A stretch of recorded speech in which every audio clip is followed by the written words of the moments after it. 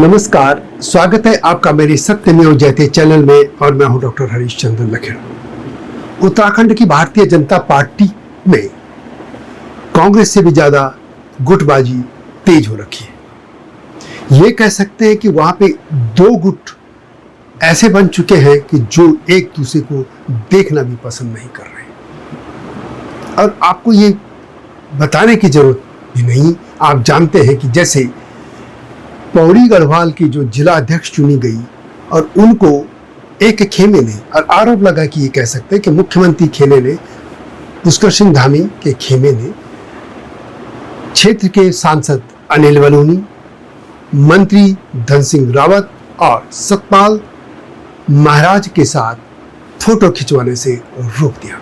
जब वो जीत गई थी, उनका अनाउंस होने वाला था कि रिजल्ट, तो उसी समय फोन जाता है और ये कहा गया, आरोप लगा कि उनको इन तीनों के साथ जो मैंने नाम लिए फोटो खिंचवाने से मना कर दिया गया। इसी तरीके से आप देख रहे होंगे कि त्रिवेंद्र रावत जो पूर्व मुख्यमंत्री हैं और सांसद है हरिद्वार से, वो किस तरीके के आरोप मुख्यमंत्री पुष्कर सिंह धामी पर लगा रहे हैं। एक और मुख्यमंत्री तीरथ सिंह रावत वो भी लगा चुके हैं।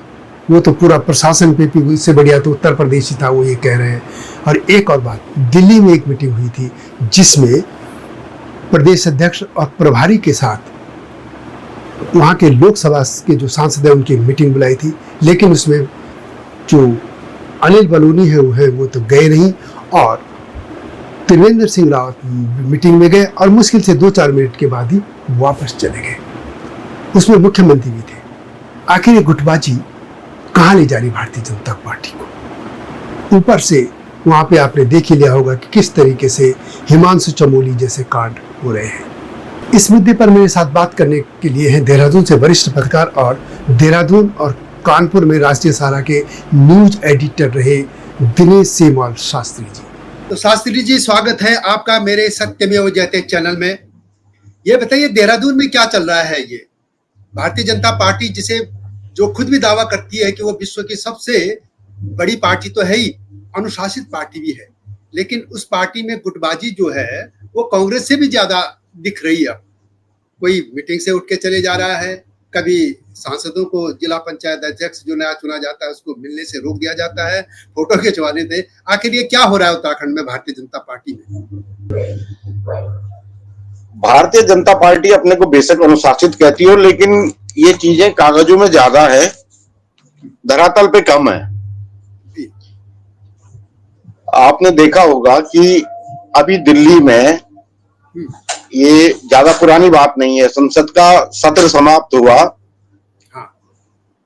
अगले दिन प्रदेश प्रभारी ने एक बैठक बुला ली दिल्ली में, प्रदेश प्रभारी और प्रदेश अध्यक्ष ने।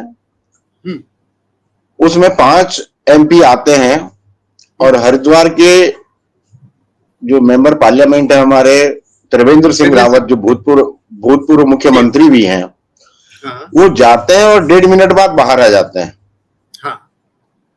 तो मैसेज सीधा सीधा ये गया है कि वो संतुष्ट नहीं है। उनकी नाराजगी के बहुत सारे कारण हो सकते हैं। हरिद्वार संसदीय क्षेत्र में ही एक विधानसभा क्षेत्र है कानपुर, हाँ, उमेश शर्मा है जहां से। हाँ, वहां से उमेश शर्मा है, और उमेश शर्मा और त्रिवेंद्र सिंह रावत तो दोनों अलग अलग ध्रुवों पे हैं। हाँ। तो जैसे त्रिवेंद्र सिंह रावत जो कि संघ के प्रचारक रहे हैं, और संघ के प्रचारक से ये अपेक्षा की जाती है कि वो पार्टी का सबसे बड़ा शुभचिंतक होता है, उससे बड़ा शुभचिंतक दूसरा नहीं होता। आयातित नेता तो कभी नहीं हो सकता। कि जैसे कि आज भाजपा का चरित्र हो गया है कि उसमें अपने गोत्र के लोग कम है और दूसरे गोत्र के लोग ज्यादा है। हाँ। अभी हमने देखा है कि पंचायत चुनाव में जो कैंडिडेट पार्टी ने अधिकृत किए थे वो मैक्सिमम बाहर से आए हुए लोग थे। उसका प्रत्यक्षीकरण आपको पौड़ी में दिखा होगा कि रचना बुटोला को जिला पंचायत का अध्यक्ष बनाया गया, लेकिन वो आपकी रीति नीति से, आपकी विचारधारा से कितनी प्रभावित है ये तो अब देखने वाली बात होगी। लेकिन उनके अभिनंदन के समय पे वो खुद गायब थी। वहां पर हमारे उस क्षेत्र के सांसद अनिल बलूनी मौजूद थे, हाँ, मंत्री थे, तमाम पार्टी के लोग थे, लेकिन जिसको आपने जिला पंचायत अध्यक्ष बनाया है वो तुरंत निकल गई और अपने देहरादून पहुंच गई। तो आप उसका संदेश भी समझ लीजिए कि लोगों के बीच क्या संदेश गया है कि पार्टी में कितना अनुशासन है, पार्टी किस छोर पे खड़ी है। हालांकि पहले भी इसमें गुटबाजी जाहिर होती रही है, लेकिन इन पंचायत चुनावों ने इसको ज्यादा मुखर किया है और ये फलक पे आ गई है चीजें। छह मंत्री हैं, एक मुख्यमंत्री, 7 हो गए, 5 बर्थ आपके पास खाली हैं और मुख्यमंत्री के पास 3 दर्जन से ज्यादा विभागों का जिम्मा है। अगर वो महीने में एक दिन एक विभाग को भी दे दें समीक्षा करने के लिए तो 30 ही विभाग निपटा सकेंगे, तब भी 5-6 विभाग खाली रह जाएंगे। हाँ, तो काम का बोझ तो आपने सिर्फ अपने सिर पे ओढ़ रखा है। एक नाराजगी का एक कारण ये भी हो सकता है कि जो लोग राजनीति में हैं, विधायक चुने गए हैं, उनकी भी अपने जिलों में कुछ करने धरने की प्रत्याशा है, कुछ सपने लेकर के आए होंगे कि हम ये करेंगे, वो चीजें पूरी नहीं होती दिख रही हैं कहीं भी। तो जाहिर सी बात है कि इसका दूरगामी असर पड़ेगा। और इस बीच हरक सिंह ने इसमें शांत झील में एक पत्थर उछाल करके लहरें ला दी हैं। और हरक सिंह प्रकरण के बाद पार्टी की गुटबाजी कुछ ज्यादा दिखी है। अच्छा, इससे पहले बातचीत के दौरान अनेक लोग बात करते थे, सभी लोग ऑफ द रिकॉर्ड बात करते थे कि जी नहीं, हाँ ये है, ऐसा होना चाहिए। हाँ, लेकिन इस घटना के बाद ये 2 चीजें जो प्रस्फुटित हुई हैं, एक तो दिल्ली की बैठक में त्रिवेंद्र का बाहर निकल जाना, दूसरे दिन उसको फेस सेविंग के लिए इन्होंने फिर बैठक की 22 तारीख को। उस बैठक क्या थी, वो मिलने की बात, मेलजोल की बात थी कि उसमें पहले दिन अनिल बलूनी नहीं थे और त्रिवेंद्र उठ के आ गए थे, दूसरे दिन अनिल बलूनी और त्रिवेंद्र जाते हैं मिलने के लिए। तो जाहिर सी बात है कि सब कुछ ठीक तो नहीं है कि कैसे हो रहा है। गुटबाजी के बाद क्या लौटने की चांस रहेंगे बीजेपी? जो स्थितियां दिख रही हैं वो बहुत अनुकूल नहीं है।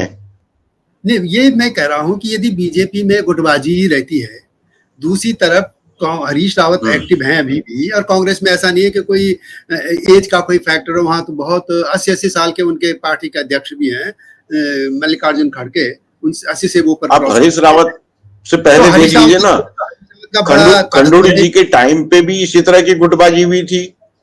तो अब क्या है इनका हालत? कुछ लगता है कि लौटेंगे या फिर या मोदी के नाम पे? देखिए, प्रधानमंत्री मोदी का एक अपना वो असर है, तो क्या भारतीय जनता पार्टी के उत्तराखंड के नेता जैसे लोकसभा में मोदी के सहारे थे, विधानसभा में मोदी के सहारे ही हैं ये, कि मोदी आएंगे और हमको जिता जाएंगे? आपको लगता है मोदी जिता पाएंगे? नहीं, आप सरकार के प्रति वो सद्भावना नहीं है कि जो 2022 में, चाहे आप उसे मोदी का नाम कहिए, धामी का धमाल कहिए, एक जुमला चला था ना, धाकड़ धामी, वो अभी भी चलता है। तो आप ग्राफ तो देखिए ना, मतदान में जो परिलक्षित हो रहा है, ये 2-3 पहाड़ का आदमी बीजेपी के साथ ज्यादा लामबंद हुआ है, लेकिन अब वो सवाल पूछने लगा है कि हमको दिया क्या। अनिल बलूनी, सतपाल महाराज और धन सिंह के साथ जो रचना बटोला है ना नाम उनका, वो फोटो क्यों नहीं खिंचवा दिया? हाँ, वो फोटो क्यों नहीं खिंचवाई? जिला पंचायत अध्यक्ष, संदेश क्या गया है उत्तराखंड में?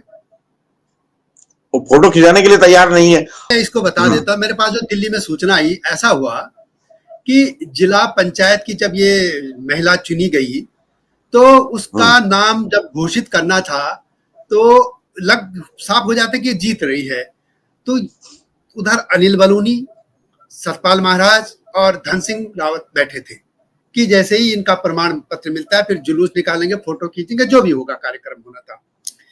कहते हैं कि तभी फोन आता है, हाँ, जो आमतौर पर होता है जश्न जमहूरियत जो है वो आप मनाते वहां। तो रचना बुटोला है ना उनका नाम, रचना बुटोला के यहाँ फोन आता है कि देहरादून से, अब देहरादून से कौन कर सकता है, आप लोग समझ सकते हैं। कोई कह रहा मुख्यमंत्री धामी के यहाँ से आया, उन्होंने किया, जो भी किया उनके ग्रुप से हुआ। अब वो उन्होंने कहा कि आपको वहां नहीं जाना है इस तरीके से, तो वो उन्होंने मान दी होगी बात, भाई पार्टी के इस समय सत्ता में आदमी है। उसके बाद वो फोन करती हैं धन सिंह रावत, क्योंकि मैं नहीं आ पा रही हूँ। तो धन सिंह रावत बात करते करते कहते लो अनिल बलूनी जी से भी बात कर दो, एक ही साथ बैठे थे, तो बलूनी जी से भी बात कर लेती हैं वो। ये अंदर की मैं बता रहा, जब वो फोन करके बात करते हैं कि मैं नहीं आ पा रही हूँ, जो भी काम हो, तो ये बेचारे मतलब कुल मिला के है कि सतपाल महाराज, धन सिंह रावत और क्षेत्र के सांसद, ये तो दोनों मंत्री हैं, अनिल बलूनी वैसे ही बैठे रह गए और इनको सीधे देहरादून पहुंचाया गया। और उन्होंने फिर वहां महेंद्र भट्ट के साथ, जो अध्यक्ष हैं, उनके साथ संभवतः फोटो खिंचवाई। अब सवाल है, वही गुलदस्ता देने का फोटो वहीं से जारी हुआ है। तो आपने अपमान किसका किया? आपने मंत्रियों का किया, अपने सांसद का किया। हाँ, और पार्टी की गुटबाजी जाहिर हुई है।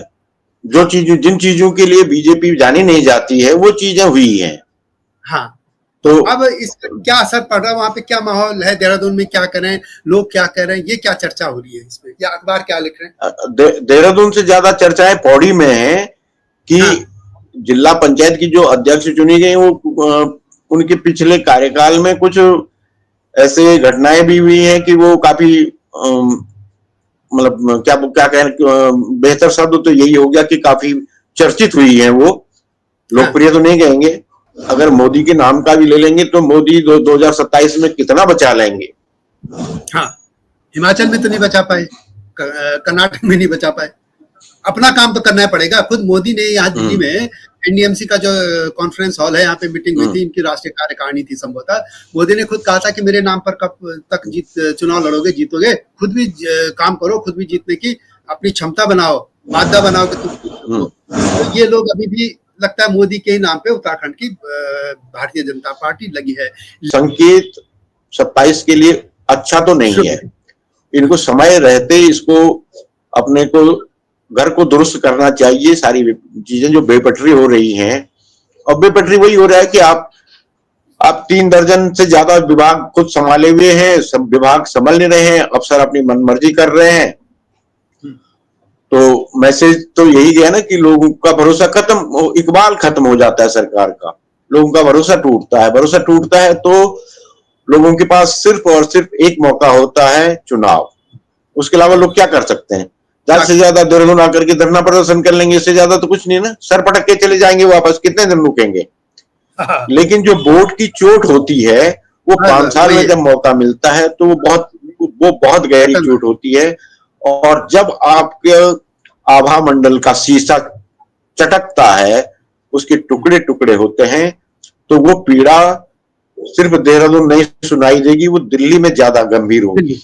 तो ये वीडियो कैसे लगी कमेंट में अवश्य लिखें। जल्दी आऊंगा इस तरह की स्टोरीज के साथ, तब तक नमस्कार। हिमालय पे पेड़ हो तो गीत गाएंगी नदियाँ, गीत गाएंगी नदियाँ।